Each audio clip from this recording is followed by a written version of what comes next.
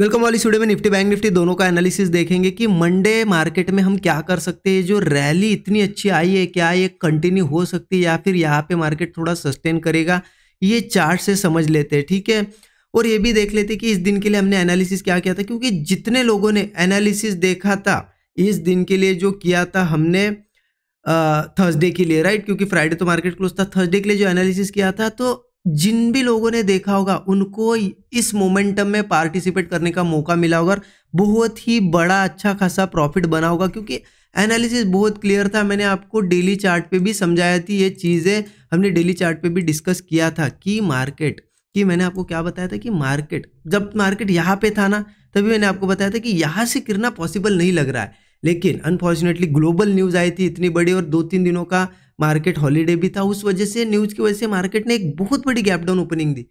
फिर भी आप देखिए मार्केट यहाँ से गिर नहीं पाया। जो गैप डाउन ओपनिंग थी और वही मार्केट का लो है, वहीं से मार्केट पूरी की पूरी तरह रिकवर कर गया, राइट। क्योंकि देखिए मार्केट का जो प्राइस एक्शन होता है ना, वो जो पाथ होती है प्राइस एक्शन की, वो मार्केट को फॉलो करनी होती है। यस, कुछ न्यूज़ या कुछ इवेंट्स की वजह से मार्केट हो सकता है गैप अप गैप डाउन बहुत बड़ा हो जाए, लेकिन वो फाइनली उसका जो रियल पाथ होता है वो मार्केट अचीव कर लेता है। और मार्केट ने वापस से क्या किया, मार्केट को ऊपर जाना था। क्योंकि मैंने आपको जब मार्केट यहाँ पे था ना, तभी बताया था कि ऐसे रेजिस्टेंस के पास से पहले गिरा और वापस यहाँ आके यहाँ से मार्केट गिरना पॉसिबल नहीं है। और मार्केट ने वापस क्या किया, उस रेजिस्टेंस के पास है। चलो ये तो ठीक है, लॉन्ग टर्म की बात थी। लेकिन इस दिन के लिए जब ये बड़ी कैंडल बनी थर्सडे के दिन, इस दिन के लिए हमारा एनालिसिस क्या था कि मार्केट जब वेडनेसडे यहाँ था, मैंने आपको बताया था कि मार्केट अब ये रेजिस्टेंस टेस्ट करेगा, ठीक है। और टारगेट्स भी आपको निकाल के दिए थे और यहाँ बताया भी था कि मार्केट गैप अप हो गैप डाउन हो कुछ भी हो, जैसे ही कोई ब्रेकआउट वगैरह मिले बुलिश ट्रेड लेना है हमें। और आपने उस चीज़ को अगर फॉलो किया होगा तो इस कैंडल में आपको अच्छा खासा प्रॉफिट बना होगा, राइट। अब 5 मिनट चार्ट पे देखिए एंट्रीज कहाँ बन सकती थी। एंट्रीज के लिए सिंपल है, मैंने आपको क्या बताया था, क्या डिस्कशन था हमारा कि रिट्रेसमेंट के बाद एंट्री लेंगे हम। मार्केट गैप डाउन हुआ, गैप डाउन के बाद भी मैंने आपको यही बताया था कि गैप डाउन के बाद भी कोई भी सपोर्ट बने उसके बाद एंट्री लेंगे। रिट्रेस किया, सपोर्ट यहाँ पे क्रिएट हुआ, ठीक है। यहाँ पे मान लो यहाँ आपको कोई चांस मिला होगा तो ठीक, अदरवाइज मार्केट ने यहाँ पे चांस दिया, रेजिस्टेंस रेजिस्टेंस रेजिस्टेंस, और यहाँ एक ब्रेकआउट बना बहुत ही अच्छा। और हमारा सिंपल था कि 23,650 24 ये हमारे टारगेट है।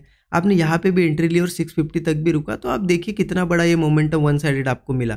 और उसके बाद भी मार्केट लगभग 850 900 के आसपास आया है। तो आपने अगर इन चीज़ों को फॉलो किया होगा तो अच्छा खासा प्रॉफिट तो बना होगा। कमेंट में ज़रूर आप थोड़ा कुछ बताया करें, सो दैट मुझे भी अच्छा लगता है कि हाँ चीज़ें आपको लर्निंग कुछ मिल रही है, कुछ बेनिफिट मिल रहा है, ठीक है। अब क्या करना है नेक्स्ट ये इंपॉर्टेंट है कि आगे क्या करना है। तो उसके लिए मैं आपको फिर से डेली चार्ट पे ले जाता हूँ। क्यों डेली चार्ट पे, यहाँ आपको बहुत ज़्यादा क्लियरिटी से चीज़ें समझ में आएगी, क्लियरिटी बहुत ज़्यादा आएगी। देखिए सिंपल क्या है, मार्केट यहाँ से गिरा फिर उस लेवल के आसपास आया। अब आपको क्या लग रहा है कि यहाँ से गिरेगा।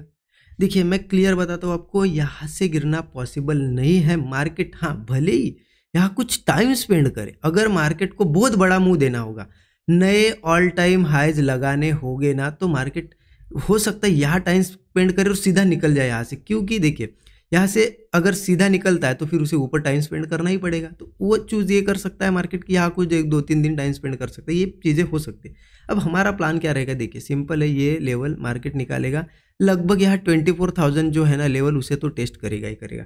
तो उसके हिसाब से क्या होगा ना कि मार्केट गैप डाउन वगैरह होता है इन्हीं लेवल्स के आस। देखिए मैं 15 मिनट चार्ट पे भी आपको समझाऊंगा, लेकिन यहाँ पे भी आपको समझा रहा हूँ, थोड़ा समझ में ज़्यादा आएगा यहाँ, ठीक है। देखिए गैप डाउन वगैरह होता है, जो यहाँ पे क्लोजिंग है ना 23,850, इसके नीचे नीचे गैप डाउन होता है। तो सिंपल है, कोई भी ऐसा सपोर्ट क्रिएट हो और कंसोलिडेट वगैरह करके जो भी ब्रेकआउट मिले, कॉल साइड का ट्रेड हमारा पहले बनेगा, ठीक है। अब वो चलने की पॉसिबिलिटी भी बहुत ज़्यादा है, ठीक है। 24,000 तक तो इजीली मार्केट टारगेट दे देगा, अच्छा खासा हमें 300-400 पॉइंट मिल जाएंगे। लेकिन मान लो मार्केट ने वो ट्रेड नहीं चला, तो फिर पॉसिबिलिटी ये बन जाएगी कि 2-3 दिन यहाँ टाइम स्पेंड कर सकता है मार्केट। मैंने जैसे आपको अभी बताया, उसको बहुत लंबा सफ़र तय करना होगा, तो यहाँ कुछ टाइम स्पेंड करेगा वो, क्योंकि रेजिस्टेंस है, ऑब्वियस ही चीज़ है। यहाँ सेलिंग की कोशिश होगी, पहले भी हो चुकी है, यहाँ पे भी हो चुकी है। यहाँ सेलर आएगी, थोड़ा टाइम स्पेंड करेगा, फिर 2-3 दिनों बाद यहाँ से निकल जाएगा, ऐसा हो सकता है। लेकिन हमारा काम है यहाँ अपसाइड का ट्रेड लेना, डाउन साइड जा नहीं सकते, क्योंकि क्लियर कट दिख रहा है कि यहाँ से ऊपर आने वाला है, ठीक है। तो मैं तो नहीं जाऊँगा पर्सनली, आपका कोई एनालिसिस होगा आप ज़रूर ट्राई कर सकते हो, ठीक है। अब ये तो हो गई चलो बात गैप डाउन वगैरह। अब चीज़ें ये आ जाती है कि मार्केट कभी कभी क्या होता है ना, सीधा फ्लैट या गैप अप हो जाता है, तो क्या करें। देखिए गैप अप के बाद भी हम मार्केट के हिसाब से तो 24,000 तक तो हम बुलिश है, 24 पे थोड़ा रेजिस्टेंस मिल सकता है। अब गैप अप के हिसाब से भी क्या करना है, लेकिन यहाँ दो तरीके से ट्रेड बन सकते हैं, मतलब अप साइड का भी डाउन साइड का भी। क्यों कह रहा हूँ मैं ऐसा, क्योंकि पर्टिकुलर सिचुएशंस ऐसी होती है कि जहाँ डाउन साइड का भी ट्रेड बनता है। क्योंकि क्या होगा ना, देखिए यहाँ रेजिस्टेंस, यहाँ रेजिस्टेंस, यहाँ रेजिस्टेंस, अब ये ब्रेकआउट आएगा, ब्रेकआउट के बाद मान लो यहाँ पे थोड़ा रिट्रेसमेंट वगैरह किया मार्केट ने, मान लो यहाँ रिट्रेसमेंट किया इसके ऊपर और ऐसा ब्रेकआउट बनाया, तो हम इस ब्रेकआउट पे अप साइड का ट्रेड लेंगे। सुनना ध्यान से मैं क्या कह रहा हूँ, अप साइड का ट्रेड लेंगे। 24 का हमारा पहला रेजिस्टेंस होगा। क्यों?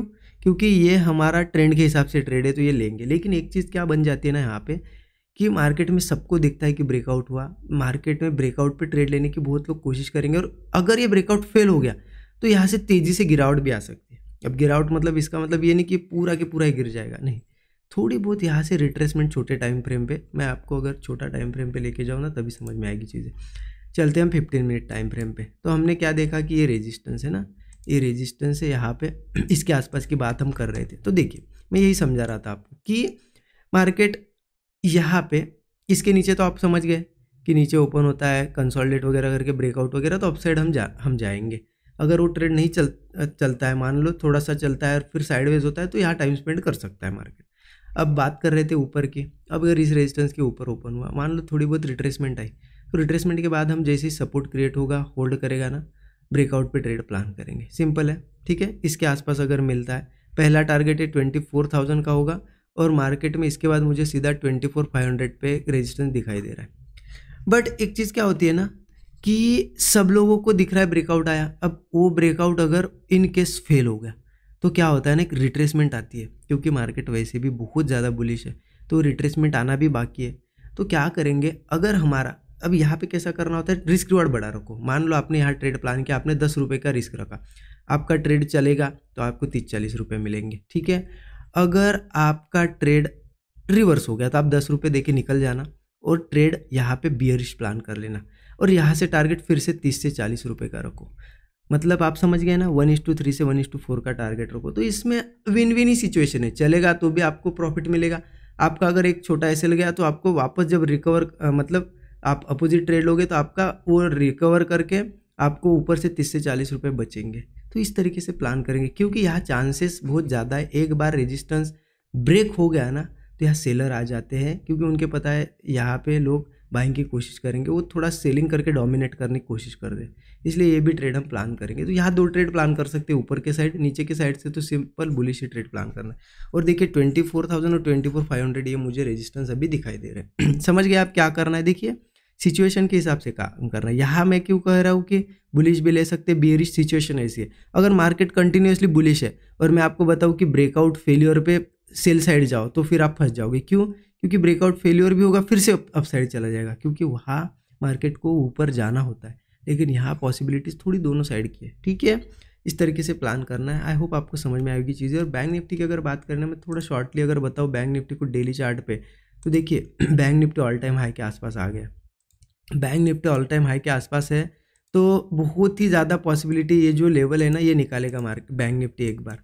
ये ऑल टाइम हाई लेवल है ना बैंक निफ्टी की, ये 54,300 के आसपास, तो इसको ज़रूर एक बार निकालने की कोशिश करेगा, और अगले टारगेट तक ये आ सकता है, रेजिस्टेंस तक। अगला रेजिस्टेंस है 55,300, क्योंकि अब देखिए यहाँ से गिरा है पहले, सबको पता है। अब मार्केट सिंपली इतना सिंपल ट्रेड नहीं देगा कि यहाँ से गिर जाएगा, तो एक बार ऊपर आएगा 55,300 पे, एक रेजिस्टेंस है, ये निकालेगा तो मैं आगे के रेजिस्टेंस भी बताऊंगा। अभी तो इसको भी टाइम है, क्योंकि यहाँ से लगभग 1000 पॉइंट का मूव आना बाकी है। तो उस हिसाब से ही प्लान करना। निफ्टी को देख देख के नीचे ओपन होता है तो बुलिश ट्रेड प्लान करना, थोड़ा ऊपर ओपन होता है सस्टेन वगैरह करता है तो भी बुलिश जा सकते हैं। निफ्टी को देख देख के बैंक निफ्टी में प्लान करना। लेकिन मैं बता रहा हूँ कि ये जो रेजिस्टेंस यहाँ से गिरना तो भी मुझे पॉसिबल नहीं दिख रहा है। हाँ, टाइम स्पेंड कर सकता है 1-2 दिन, वो अलग बात है, लेकिन मार्केट जाएगा ऊपर ही अल्टीमेटली, ठीक है। इस तरीके से हमारा एनालिसिस रहेगा। कैसा लगा ज़रूर कमेंट में बताइए, अच्छा लगा तो। और नए लोग हो, पहली बार देख रहे हो, चैनल को जरूर सब्सक्राइब करें। Thank you so much everyone.